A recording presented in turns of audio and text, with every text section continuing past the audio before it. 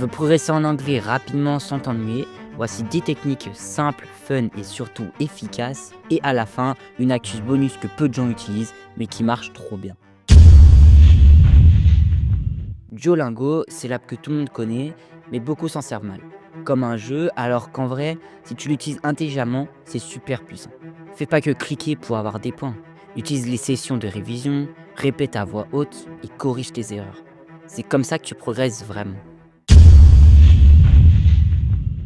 Regarder des séries ou des films, c'est pas juste du divertissement, c'est une vraie méthode d'apprentissage, à condition de bien gérer les sous-titres.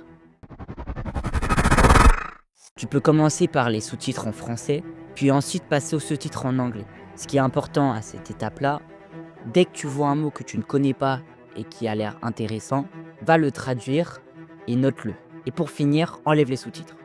Ton cerveau va faire le travail sans que tu forces.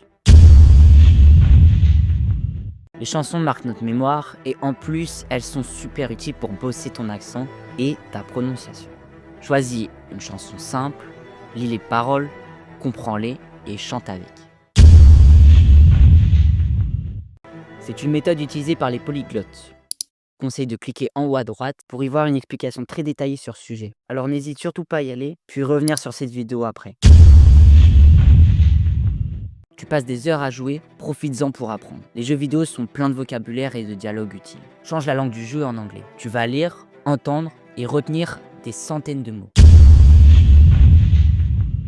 T'as personne pour pratiquer? Pas grave. Tu peux t'entraîner à parler, écrire et simuler des vraies conversations avec ChatGPT. Pose-lui des questions en anglais, demande des corrections, simule des dialogues.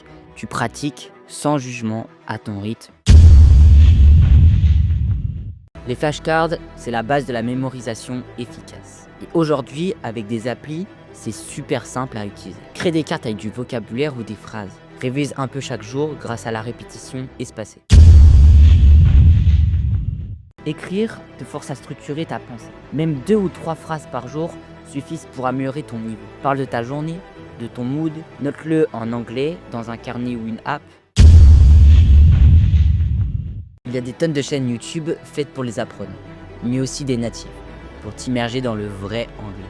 Regarde des chaînes comme BBC Learning English ou English Addict. Parler avec un natif, c'est le meilleur moyen de progresser. Et avec ces applis, c'est accessible à tout le monde. Inscris-toi, remplis ton profil et commence à échanger. Textos, vocaux ou même appels, tout est possible. Tu pratiques l'anglais et tu peux même te faire des amis à l'étranger. C'est un petit bonus que peu de personnes connaissent, mais ça peut paraître tout bête. Mais changer la langue de ton téléphone te plonge dans l'anglais toute la journée. Tu vois des mots tous les jours. Ton cerveau les enregistre sans effort. Et même si tu connais pas le mot, il te suffit d'aller sur DeepL ou Google Traduction et traduire ce mot et comprendre. T'as plus d'excuses pour ne pas progresser. Dis-moi en commentaire laquelle tu vas tester et abonne-toi si tu veux plus d'actus comme ça.